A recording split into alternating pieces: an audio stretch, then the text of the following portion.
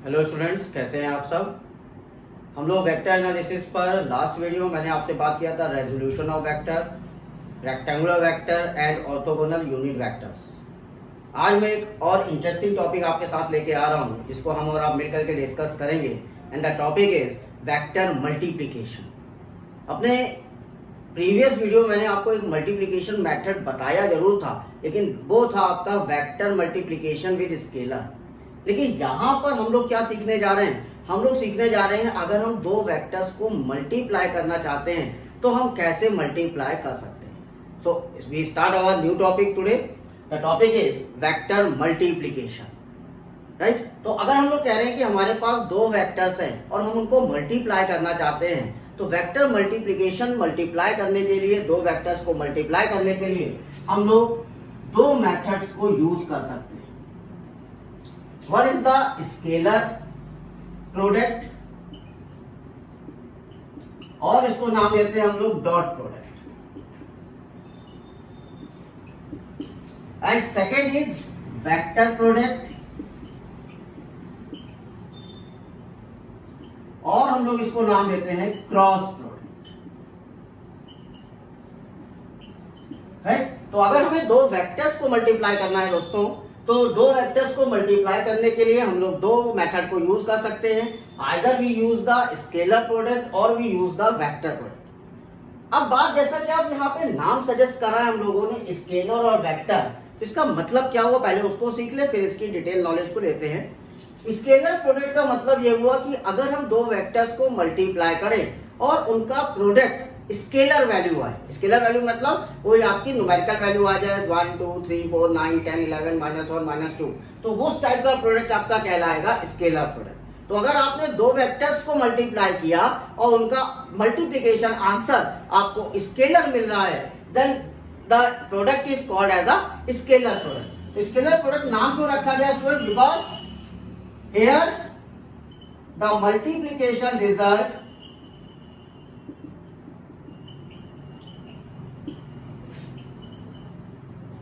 Is scalar, right. तो यहां पर मल्टीप्लिकेशन रिजल्ट हमारा स्केलर होता है, इसलिए हम लोग इसको कहते हैं स्केलर प्रोडक्ट और डॉट प्रोडक्ट। तो दो वेक्टर्स को अगर हमें मल्टीप्लाई करना है स्केलर से, तो हम उसके बीच में जो सिंबल यूज करते हैं स्टूडेंट्स, वो सिंबल डॉट का यूज करते हैं, इसलिए इसका दूसरा नाम हम लोगों ने रख दिया डॉट प्रोडक्ट। ओके, अब आते हैं वेक्टर प्रोडक्ट। अगर हम लोगों ने दो वेक्टर्स को मल्टीप्लाई किया स्टूडेंट्स और उनका आंसर, उनका मल्टीप्लिकेशन रिजल्ट भी वेक्टर फॉर्म में ही आया, तो हमारा प्रोडक्ट कहलाएगा वेक्टर प्रोडक्ट, राइट। तो वेक्टर प्रोडक्ट कब कहेंगे? Here the multiplication result is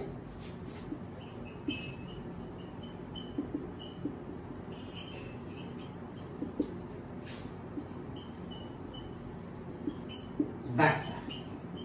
यहां पर मल्टीप्लिकेशन का रिजल्ट आपको वेक्टर मिलेगा, इसलिए आपने इसका नाम रखा वेक्टर प्रोडक्ट। और वेक्टर प्रोडक्ट, जब आप दो वेक्टर्स को मल्टीप्लाई कर रहे हो दोस्तों, तो आप क्रॉस का साइन अगर यूज कर रहे हो तो वो प्रोडक्ट आपका कहलाता है क्रॉस प्रोडक्ट। तो वेक्टर प्रोडक्ट और cross product both are same thing, scalar product and dot product both are same thing. लेकिन यहां पर मल्टीप्लिकेशन रिजल्ट आपको स्केलर मिलेगा, वेक्टर प्रोडक्ट में मल्टीप्लिकेशन रिजल्ट आपको वेक्टर मिलेगा। चलिए अब एक एक करके दोनों के केसेस को देखते हैं और दोनों की प्रॉपर्टीज को चेक करते हैं। पहले मैं स्टार्ट कर रहा हूं scalar product.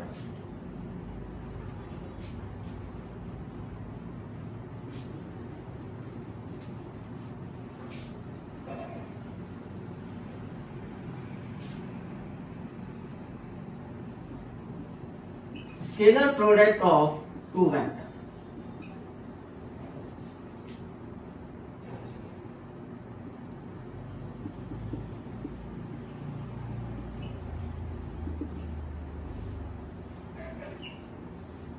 Scalar product of two vectors, right? So now let we have two vectors A and B. हम लोगों ने अज्यूम कर लिया, कंसीडर कर लिया कि हमारे पास दो वेक्टर है ए एंड बी। मान लीजिए मैं कहता हूं मेरे पास दो वेक्टर हैं, vector A and vector B, right. और ये दोनों वेक्टर के बीच का एंगल हम सपोज कर रहे हैं theta, right, and the angle between two vectors is theta. दो वेक्टर्स के बिटवीन जो एंगल है वो थीटा है।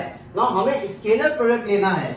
Now scalar product between two vectors हम लोग इस तरह से शो करेंगे, vector A vector B dot, right. ये डॉट जो साइन मैंने लगाया है that is called the dot product. A dot B को रीड कैसे करोगे स्टूडेंट्स आप, ए डॉट बी, और इसका रिजल्ट होता है आपका ए B cos theta.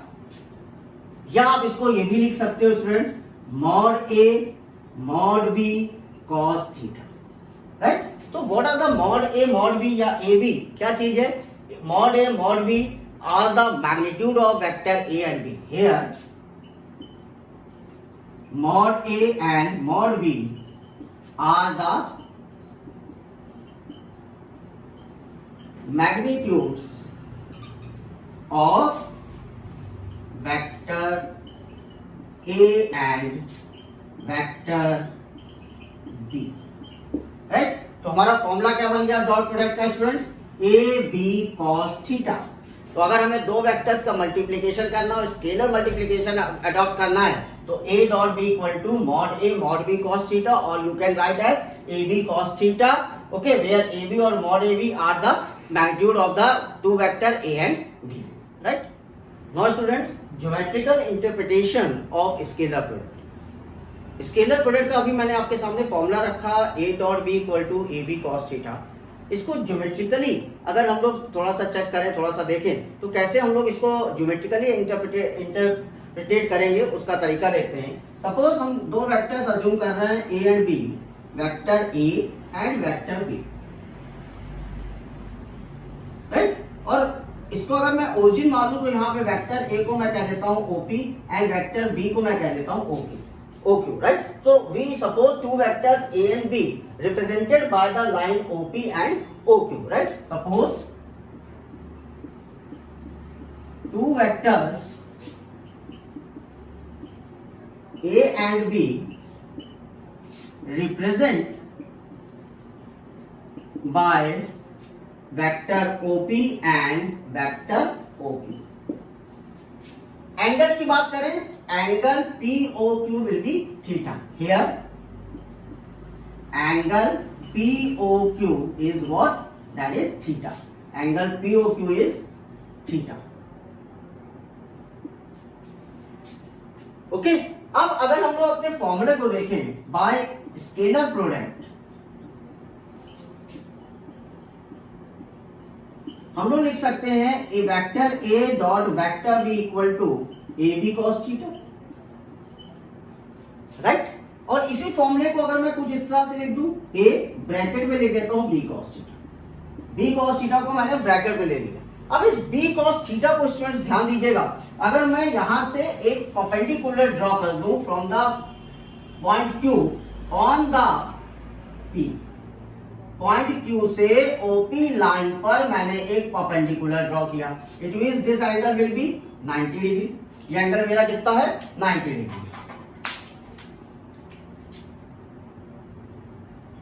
90 degree, okay. अब इस b cos थीटा को सोचिए क्या है। b cos थीटा, अगर आप रेक्टेंगुलर कंपोनेंट पे वापस जाइए तो रेक्टेंगुलर कंपोनेंट के पास दो कंपोनेंट्स होते थे। अगर वेक्टर b है तो उसका एक कंपोनेंट होता था b cos थीटा और दूसरा कंपोनेंट होता था b sin थीटा। यहाँ पर अगर b cos थीटा की बात करें तो b cos theta is what? cos theta is base upon hypotenuse. तो b cos थीटा क्या होना चाहिए? b cos थीटा अगर हम देखें तो इस वेक्टर b का एक कंपोनेंट है जो कि वेक्टर a के डायरेक्शन में है। b cos theta vector b का एक कंपोनेंट है, राइट, जो कि वेक्टर a के डायरेक्शन में यहां पर होगा b cos थीटा। कैसे यहां पर होगा? ऐसे समझिए, cos theta is what? cos theta is base upon hypotenuse, right. So base is what? Base is hypotenuse cos theta, right. Hypotenuse यानी वेक्टर b, इसका कंपोनेंट, इसका मैग्नीट्यूड कितना है? b। तो b cos theta is what? Nothing but base, right. तो base क्या हुआ हमारा? b cos थीटा हुआ। तो इसको हम लोग क्या लिख सकते हैं? और इसको हम लिख सकते हैं a multiplied by magnitude of component B in direction of vector A. तो यहां पर हम लोगों ने b cos थीटा क्या लिख दिया, a multiplied by magnitude of component b in the direction of vector a, right. तो ये बात तो क्लियर हुई कि अगर हमने b cos थीटा को एक साथ ले लिया तो b cos theta is what, b cos theta is magnitude of component b in the direction of vector a, right. अगर इसी फिगर को थोड़ा सा मैं इस तरह से देखूं, ये मैं दूसरी फिगर बनाने जा रहा हूं, आपने इसको नोट कर लिया होगा। मान लीजिए मैं यहां पर एक फिगर ऐसे बनाता हूं, vector a and vector b, line OP and OQ। अब मैंने परपेंडिकुलर वेक्टर A का वेक्टर B पर गिराया। मैंने क्या किया, वेक्टर A का परपेंडिकुलर वेक्टर B पे गिराया जो एंड पॉइंट पे कट कर रहा है। This angle is 90 degree. अब आप देखिए, तो अगर ये बेस है, ये आपका परपेंडिकुलर, तो ये हाइपोटेन्यूज हुआ, तो ये वाली लाइन क्या हुई, A cos थीटा, राइट। समझिए, ये राइट एंगल ट्रायंगल बना, ये perpendicular, this is hypotenuse and this is base, तो इस वैल्यू को आप क्या कहोगे, a cos थीटा। तो इसका मतलब ab cos थीटा को अगर मैं a डॉट b को फिर से लिखूं तो मैं लिखता हूं ab cos थीटा। अब मैं इसे लिख दे रहा हूं b a cos theta.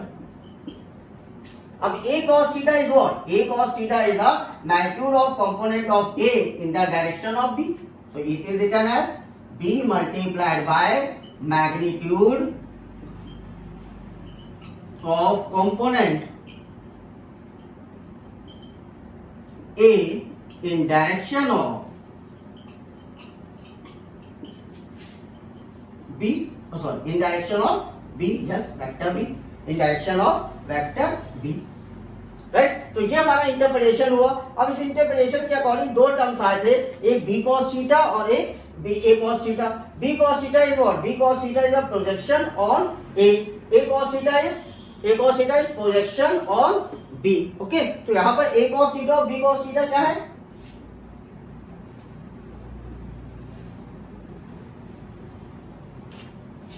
a cos theta is projection of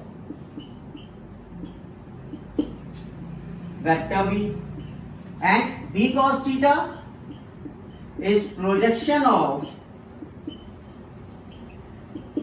vector A, right। तो यहां पर a cos theta क्या है, a cos theta b पर प्रोजेक्शन है, प्रोजेक्शन मतलब परछाई है, और b cos theta a के प्रोजेक्शन है, a पर परछाई है। तो इस तरह से भी हम लोग ज्योमेट्रिकल इंटरप्रिटेशन कर सकते हैं अपने स्केलर प्रोडक्ट का, राइट। लेकिन फॉर्मूला हमारा वही रहेगा, a dot b equal to ab cos theta, right. आगे बात करते हैं properties of scalar product. Now students, properties of scalar product, कुछ प्रॉपर्टीज मैंने यहाँ पर लिखी हुई है, एक एक करके इस प्रॉपर्टीज को डिस्कस करते हैं। First property, scalar product is commutative. Scalar product हमेशा कॉम्यूटेटिव होता है। It means a dot b is equal to b dot a।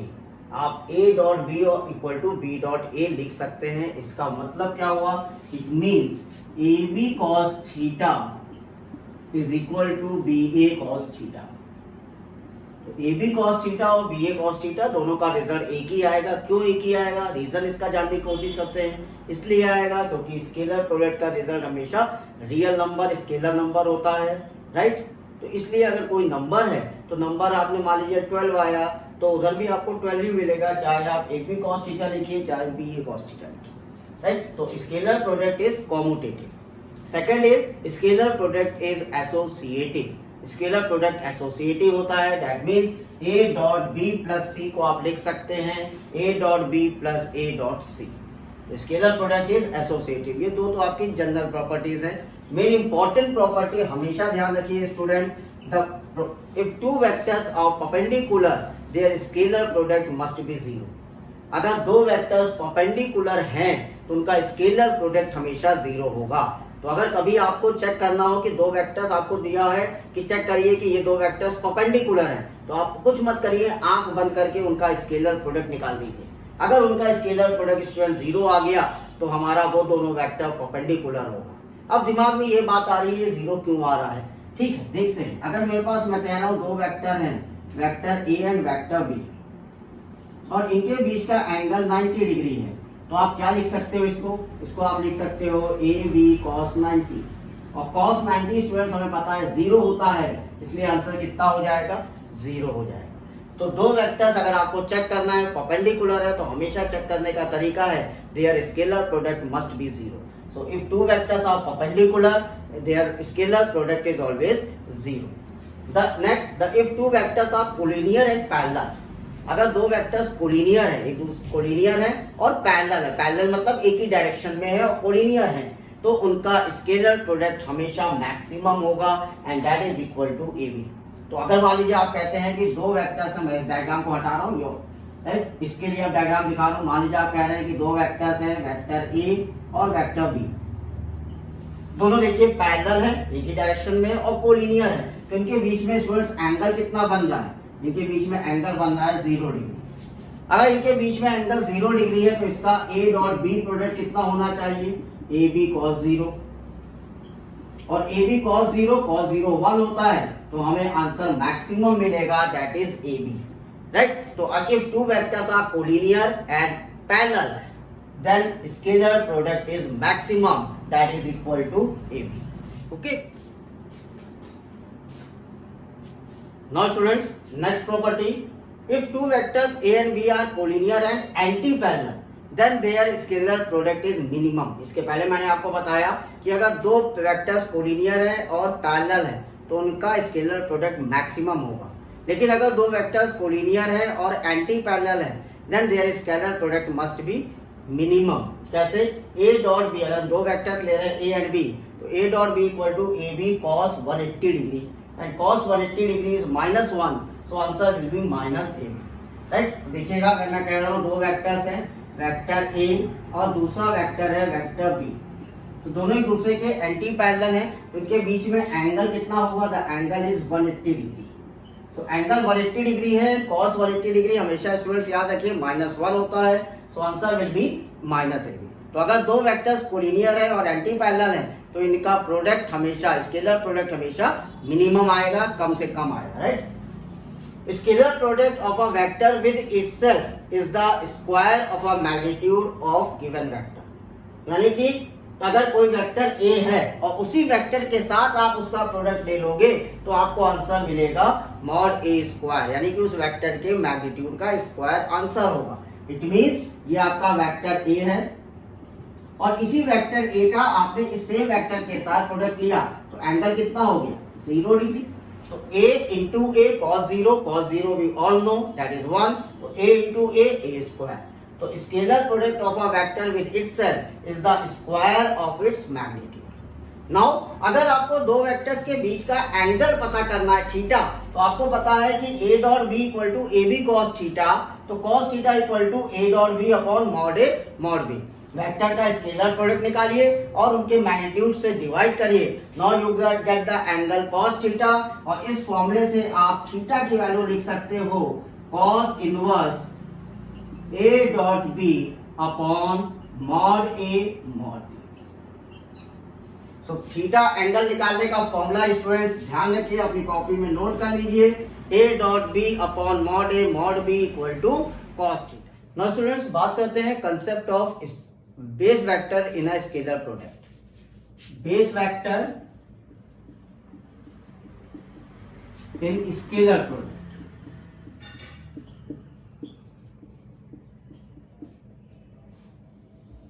Right. तो जैसा कि स्टूडेंट्स हम लोग जानते हैं we have 3 base vectors i, j and k, i, j and k, और ये तीनों बेस वेक्टर्स एक दूसरे के साथ म्यूचुअली परपेंडिकुलर है, राइट। तो अगर हम तीनों वेक्टर्स का अगर मैं i dot i find out करूंगा तो हमेशा इसका answer 1, j dot j always result is 1 and k dot k always result is 1। जैसा कि हम लोगों ने प्रॉपर्टी में भी पढ़ रखा है कि अगर वेक्टर का डॉट प्रोडक्ट सेम वेक्टर के साथ लिया जाएगा तो रिजल्ट 1 आएगा। सो i dot i, j dot k, j and k dot k is 1, but i dot j, अगर हम i dot j find out करें या j डॉट k हम लोग फाइंड आउट करें या k dot i find out करें, i dot j, j dot k और k डॉट i इसका रिजल्ट हमेशा 0 होगा। तो अगर बेस वेक्टर के लिए आपको ध्यान रखना है तो हमेशा ध्यान रखिए I dot I equal to 1, J dot J equal to 1 and K dot K equal to 1, whereas I dot J, J dot K and K dot I is always 0, क्योंकि इनके बीच में एंगल कितना होगा 90 degree और cos 90 की value हमेशा होती है 0, इसलिए यहाँ पे प्रोडक्ट आपको स्केलर प्रोडक्ट हमेशा 0 मिलेगा। लेकिन सेम वेक्टर का उसी के साथ आप प्रोडक्ट लोगे तो एंगल होता है 0 डिग्री और cos 0 की वैल्यू हमेशा 1 होती है, तो आपको आंसर मिलेगा 1। ओके, तो base vector in scalar product, इसको कहीं नोट कर लीजिए, बहुत इंपॉर्टेंट टॉपिक है। ओके, नाउ स्टूडेंट्स बात करते हैं वेक्टर प्रोडक्ट और क्रॉस प्रोडक्ट। जैसे कि मैंने आपको पहले बताया था कि अगर आपके पास दो वेक्टर्स हैं और उनका वेक्टर प्रोडक्ट करोगे तो आपको जो मैग्नीट्यूड रिजल्ट मिलेगा वेक्टर प्रोडक्ट का मल्टीप्लिकेशन का, वो रिजल्ट हमेशा वेक्टर होगा। तो देखते हैं वेक्टर प्रोडक्ट और क्रॉस प्रोडक्ट कैसे फाइंड आउट किया जाता है। Suppose we have two vectors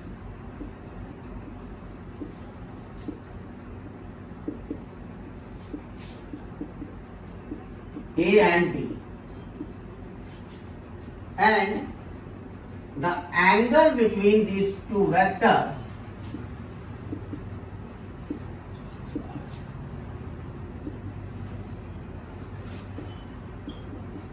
is theta.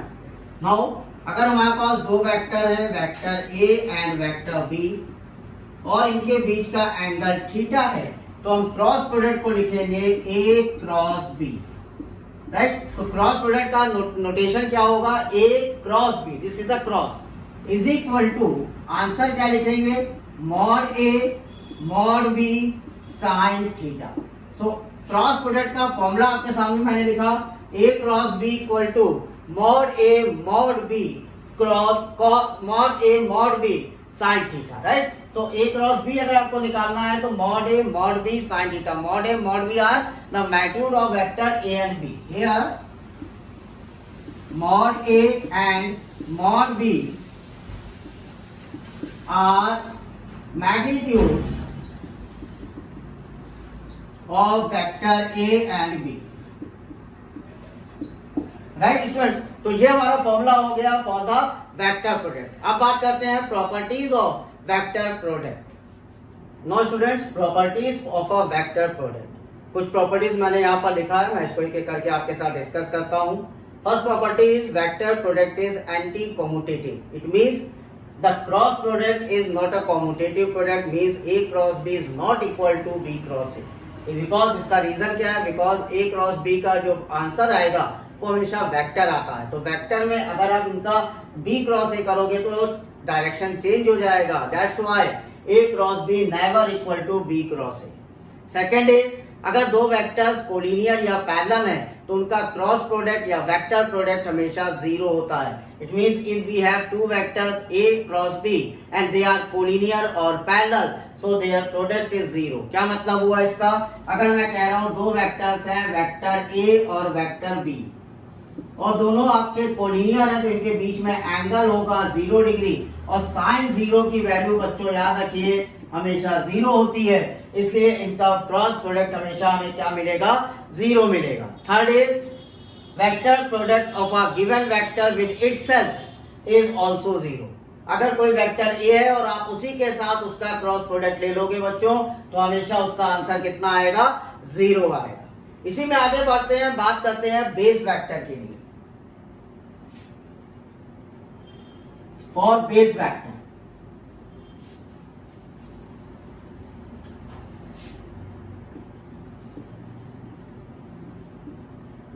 अगर हमारे पास बेस वेक्टर की बात करें तो we have 3 base vectors I, J and K, और तीनों एक दूसरे से म्यूचुअली परपेंडिकुलर होते हैं, ये आपको पता है, I, J and K, right. 3 vectors हैं जिन्हें हम कहते हैं base vector, right. Base vector का क्रॉस प्रोडक्ट पे पहले ध्यान देते हैं। अगर हम I क्रॉस I लिखेंगे तो 0, J cross J 0 and K cross K 0। क्यों, अभी हमने इससे प्रीवियस एक प्रॉपर्टी पढ़ी कि वेक्टर का सेम वेक्टर के साथ क्रॉस प्रोडक्ट हमेशा 0 होता है। तो I dot I cross I, J cross J and K cross K 0। Now अगर हम आपको मूवमेंट करना है इस तीनों वेक्टर पर तो हमेशा एंटी क्लॉकवाइज मूव करोगे आप। कैसा, एंटी क्लॉकवाइज। अगर आप एंटी क्लॉकवाइज मूव कर रहे हो इट मींस आई क्रॉस जे, ये आप लिखना चाहते हो तो आंसर लिखोगे के, आई क्रॉस जे, आंसर इज के। अब यहां पे एंटी क्लॉकवाइज मूव करिए, जे क्रॉस के, जे क्रॉस के, this is I, J cross के आई। अब ऐसे मूव करिए, के cross I, K cross I is equal to J, right. तो आप अगर एंटी क्लॉकवाइज डायरेक्शन में मूव करोगे तो आप लिखोगे I cross J equal to K, J cross K equal to I and K cross I equal to J. लेकिन आपने कहा नहीं सर मैं क्लॉकवाइज मूव करूंगा, ठीक है आप क्लॉकवाइज मूव करते हैं, क्लॉकवाइज, तब क्या लिखेंगे वो देखिए, J cross I is equal to minus K, J cross I minus K cross J minus I and I cross K is equal to minus J. तो अगर आप क्लॉकवाइज बेटा मूव करोगे, J cross I cross K and K cross J, तो हमेशा answer आपके negative होंगे। तो ये तीन हमारे बेस वेक्टर का कंसेप्ट है, इसको नोट कर लीजिए, राइट। आगे बढ़ते हैं, बात करते हैं कि अगर आपको दो वेक्टर्स गिवन है तो उनका वेक्टर प्रोडक्ट निकाला कैसे जाता है उसका तरीका सीखते हैं। ओके चलिए स्टूडेंट्स बात करते हैं how to find the vector product if we have two vectors. अगर हमारे पास दो वेक्टर्स गिवन है तो उनका वेक्टर प्रोडक्ट कैसे निकालते हैं उसका तरीका सीखते हैं। How to find vector product,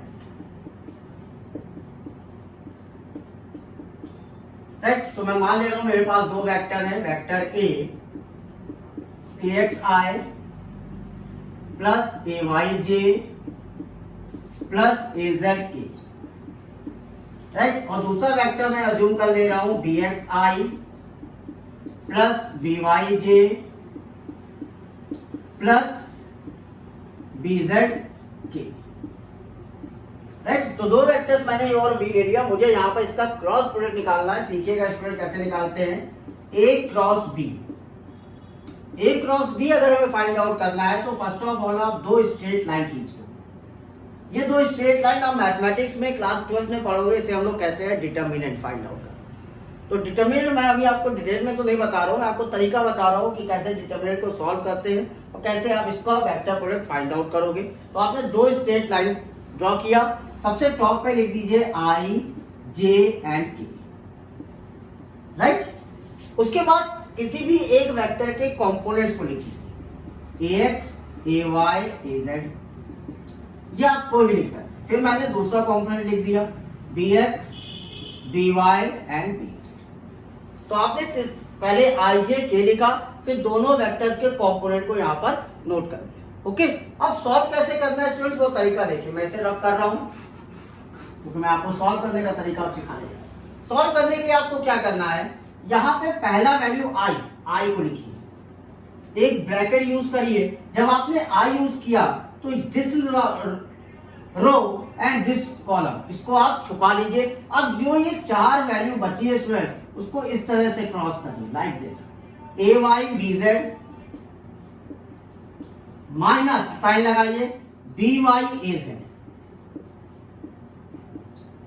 right. तो आपने क्या किया, सबसे पहले आई लिखा, आई वाली रो और उसके आई से रिलेटेड जितनी रो इसको छुपा लिया। अब आपने क्रॉस किया A Y B Z minus A B Y A Z, फिर आप लगाइए माइनस का साइन, जे को लिख लीजिए जे। अब जे वाली लाइन ये है और ये है, इसको छुपाइए। ये चार वैल्यूज आपके पास बची, लिखिए A X B Z, A X B Z minus B X A Z, B X A Z, फिर आप प्लस का साइन लगाइए। अब लिखिए के की वैल्यू, के वाली लाइन ये है और ये है, राइट। अब ये दोनों लाइन छुपाया तो ये चार वैल्यूज बची, दिस वन लिखिए A X B Y minus B X A Y. तो this is called the determination solving. कैसे डिटर्मिनेंट को सॉल्व करते हैं वो तरीका है। चलिए क्वेश्चन लेकर के सॉल्व करके बताता हूं आपको, जिससे आप और इजीली समझ जाएंगे इस बात को। मान लीजिए मैं क्वेश्चन ले लेता हूं, A vector is equal to 2i plus 3j plus 2k। और वेक्टर बी मैं ले लेता हूं i plus 2j plus 4k। मुझे इसका क्रॉस प्रोडक्ट निकालना है, तो मैंने लिखा a क्रॉस b, दो लाइन खींचा और इसके टॉप पर लिखा i j k, फिर a के कंपोनेंट लिख लिए 2 3 2, b के कंपोनेंट लिख लिए 1 2 4। राइट, अब सॉल्व करने जा रहा हूं। सॉल्व करने के लिए पहले i लिखिए, ब्रैकेट लगाइए, दिस रो और दिस कॉलम, इसको छुपाइए। ये चार वैल्यू बनी 3 4 12, 3 क्रॉस 4 माइनस 2 क्रॉस 2। माइनस का साइन लगाइए, जे को यहां पर लिखिए जे। अब आपने जब जे लिखा तो इसको छुपाइए और इसको 2 क्रॉस 4 माइनस 1 क्रॉस 2, प्लस का साइन यूज करिए, के लिखिए। के लिखा तो ये और ये लाइन छुपाइए, this one and this one, ये चार वैल्यूज बची 2 2 2 multiplied by 2 minus 1 multiplied by 3। Solve कर दीजिए। 2 3 4 12 minus 4, 12 minus 4 8, 8i minus 2 4 8, 8 minus 2 6j plus 2 2 4 minus 3, 4 minus 3 1k। देखिए आपको a क्रॉस b का वेक्टर प्रोडक्ट मिल गया 8i minus 6j plus k, 8i minus 6j plus k। अब question कहता है कि आप इसका मैग्नीट्यूड भी बताइए। मैग्नीट्यूड भी बताना है, magnitude of a cross b। a cross b जो वेक्टर आया है इसका मैग्नीट्यूड निकालिए। आपने कहा ओके, आपने मैग्नीट्यूड का फॉर्म लिखा, mod a cross b, under root लिखिए, i का कंपोनेंट 8 स्क्वायर प्लस j का component minus 6 square plus k का कंपोनेंट 1 स्क्वायर। सॉल्व कर दीजिए। Under root 64 plus 36 plus 1, right, under root 64 plus 36 101। तो मैग्नीट्यूड आपको कितना मिल गया a क्रॉस b का? Magnitude is under root 101 and vector is 8i minus 6j plus k। तो ये तरीका है वेक्टर प्रोडक्ट को सॉल्व करने का। होप आपको ये तरीके समझ में आए होंगे। अगर मेरा वीडियो अच्छा लगा हो तो इसको लाइक और शेयर करें, साथ साथ मेरे चैनल फिजिक्स क्लिनिक को सब्सक्राइब भी करें। Thank you so much, have a nice day. चलिए स्टूडेंट्स, बात करते हैं how to find the vector product if we have two vectors. अगर हमारे पास दो वेक्टर्स गिवन हैं तो उनका वेक्टर प्रोडक्ट कैसे निकालते हैं उसका तरीका सीखते हैं। How to find vector product, right. तो मैं मान ले रहा हूं मेरे पास दो वेक्टर हैं, vector a axi plus ayj plus azk, right. और दूसरा वेक्टर मैं अज्यूम कर ले रहा हूं bxi plus byj plus bzk, right. तो दो वेक्टर्स मैंने ए और बी ले लिया। मुझे यहाँ पर इसका क्रॉस प्रोडक्ट निकालना है। सीखिएगा स्टूडेंट कैसे निकालते हैं। ए क्रॉस बी, ए क्रॉस बी अगर हमें फाइंड आउट करना है तो फर्स्ट ऑफ ऑल आप दो स्ट्रेट लाइन खींच लो। ये दो स्ट्रेट लाइन आप मैथमेटिक्स में क्लास 12 में पढ़ोगे, इसे हम लोग कहते हैं डिटर्मिनेंट फाइंड आउट करना। तो डिटर्मिनेंट मैं अभी आपको डिटेल में तो नहीं बता रहा हूँ, मैं आपको तरीका बता रहा हूँ कि कैसे डिटर्मिनेंट को सॉल्व करते हैं और कैसे आप इसका वेक्टर प्रोडक्ट फाइंड आउट करोगे। तो आपने दो स्ट्रेट लाइन ड्रॉ किया। सबसे टॉप पे लिख दीजिए आई जे एंड के, राइट। उसके बाद किसी भी एक वेक्टर के कंपोनेंट्स को लिखिए, ax ay az, ये आप कोई भी लिख सकते। फिर मैंने दूसरा कंपोनेंट लिख दिया bx by एंड bz। तो आपने पहले आई जे के लिखा, फिर दोनों वेक्टर्स के कंपोनेंट को यहां पर नोट कर दिया। ओके, अब सॉल्व कैसे करना है स्टूडेंट वो तरीका देखिए। मैं इसे रफ कर रहा हूं क्योंकि मैं आपको सॉल्व करने का तरीका सिखाने लगा। सॉल्व करने के लिए आपको क्या करना है, यहां पे पहला वैल्यू आई को लिखिए, एक ब्रैकेट यूज करिए। जब आपने आई यूज किया तो this row and this column, इसको आप छुपा लीजिए। अब जो ये चार वैल्यू बची है स्टूडेंट उसको इस तरह से क्रॉस करिए, like this, A Y B Z minus sign लगाइए BYAZ, राइट। तो आपने क्या किया, सबसे पहले I लिखा, I वाली रो और उसके I से रिलेटेड जितनी रो इसको छुपा लिया। अब आपने क्रॉस किया AYBZ माइनस BYAZ, फिर आप लगाइए माइनस का साइन, J को लिख लीजिए J। अब J वाली लाइन ये है और ये, इसको छुपाइए। ये चार वैल्यूज आपके पास बची, लिखिए AXBZ माइनस BXAZ, फिर आप प्लस का साइन लगाइए। अब लिखिए K की वैल्यू, K वाली लाइन ये है और ये है, राइट। अब ये दोनों लाइन छुपाया तो ये चार वैल्यूज बची, दिस वन लिखिए AXBY माइनस BXAY। तो this is called the determination solving. कैसे डिटर्मिनेंट को सॉल्व करते हैं वो तरीका है। चलिए एक क्वेश्चन लेकर के सॉल्व करके बताता हूं आपको, जिससे आप और इजीली समझ जाएंगे इस बात को। मान लीजिए मैं क्वेश्चन ले लेता हूं, A vector is equal to 2I plus 3J plus 2K, और वेक्टर B मैं ले लेता हूं I plus 2J plus 4K। मुझे इसका क्रॉस प्रोडक्ट निकालना है, तो मैंने लिखा A क्रॉस B, दो लाइन खींचा और इसके टॉप पर लिखा IJK, फिर A के कंपोनेंट लिख लिए 2 3 2, B के कंपोनेंट लिख लिए 1 2 4, राइट। अब सॉल्व करने जा रहा हूं। सॉल्व करने के लिए पहले I लिखिए, ब्रैकेट लगाइए, दिस रो और दिस कॉलम, इसको छुपाइए। ये चार वैल्यू बनी, 3 4 12, 3 क्रॉस 4 माइनस 2 क्रॉस 2, माइनस का साइन लगाइए, J को यहां पर लिखिए J। अब आपने जब J लिखा तो इसको छुपाइए और इसको 2 क्रॉस 4 माइनस 1 क्रॉस 2, प्लस का साइन यूज करिए, K लिखिए। K लिखा तो ये और ये लाइन छुपाइए, this one and this one, ये चार वैल्यूज बची। 2 2 2 multiplied by 2 minus 1 multiplied by 3। Solve कर दीजिए। 2 3 3 4 12 minus 4, 12 minus 4 8I minus 2 4 8, 8 minus 2 6J plus 2 2 4 minus 3, 4 minus 3 1K। देखिए आपको A क्रॉस B का वेक्टर प्रोडक्ट मिल गया 8I minus 6J plus K, 8I minus 6J plus K।